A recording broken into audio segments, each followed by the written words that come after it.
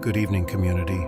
I hope you are in the mood to listen to some terrifying stories, tales of encounters with the paranormal. If not, I hope the next few minutes help you escape from any worries you might have. I promise you will hear a great story today. Ready? It's time to immerse yourself in this world, turn off the lights, and hope that you won't be the next protagonist of tonight's tales. Hello, Horror Hub. I would like to share a story that happened to me and 3 of my friends last year, Fernando, Jose, and Pablo. I am from Zamora, Michoacan, and here there is a place called La Beata, a place full of legends. However, I had never heard of anything like what happened to us. It is a fairly large hill with a huge cross at the top, visible from some parts of the city. People usually hike up there at a certain time of the year. Many people gather, and everyone follows a long path that takes about 6 hours to walk to reach the top. When they reach the top, they camp overnight and return the next day. This story begins one night at a gathering with friends. After a few beers, we started talking about trips we should take together, the kind that usually remain just words and never happen. Then Fernando said, "I know. What if we hike up to La Beata? I know an alternative route that will take less time. I've been there several times with my father. Besides, it's not the season when people usually go, so we might be alone." We all said yes, thinking it would remain just words. And that's how it stayed for a week until Fernando asked in our WhatsApp group when we were actually going. Honestly, I think no one wanted to do it, but we all said yes to not let him down. We agreed to go on the weekend, and the day finally came. We agreed to meet at Fernando's house on Saturday at 5 a.m. to start early and avoid the harsh sunlight.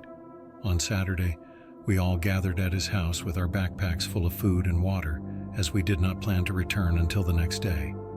So, we began the hike.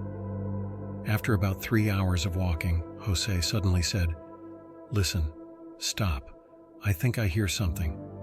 We quickly turned off the speaker we were carrying and, by paying close attention, we could hear the bleating of a goat. I don't know much about it, but I knew there shouldn't be goats there. We ignored the sound and continued on our way. About 15 minutes later, Jose said again, "There it is, the one making the sounds." And a few meters away, we saw a large goat with impressive horns. Pablo said, "We should catch it, and on our way back we can see if we can sell it." We all dropped our backpacks and belongings on the ground and began chasing it until we got separated.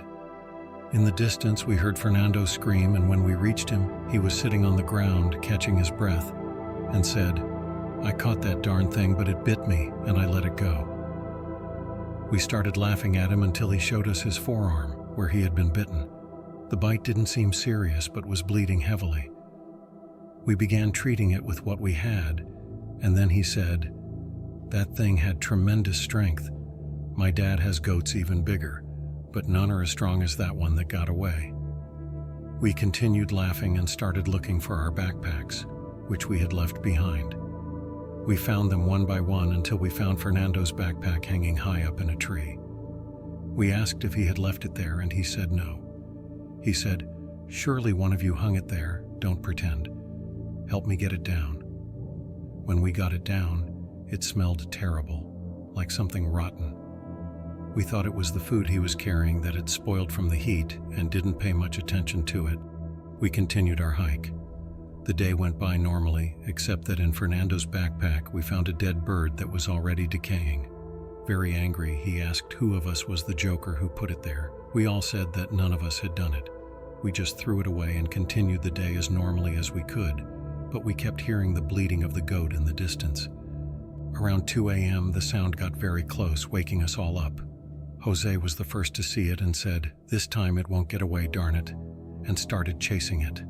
The goat also started running, and when Jose was almost close enough to catch it, he jumped on it and grabbed its leg.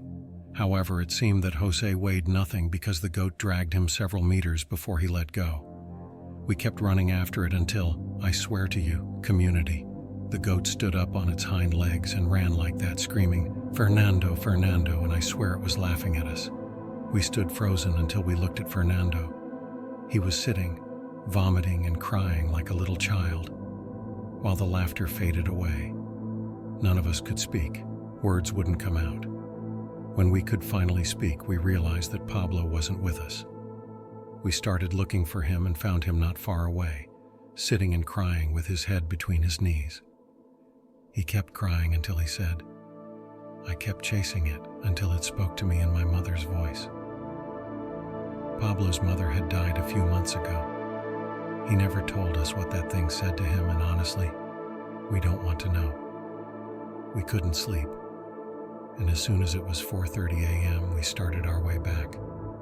It took us much longer than usual to return, as we could still hear the goats bleating following us. When we finally returned, Fernando's father saw how pale we were and asked what had happened to us. When we told him everything in detail, he said, "Guys, I saw it too, but I just ignored it. When it saw that I was ignoring it, it started talking to me in my father's voice, telling me things only he and I knew and laughing. I couldn't take it and went back. That thing is the devil himself. I hadn't heard anything about it for years until you told me. If you ever decide to go back up there, be very careful with what you might encounter on the way."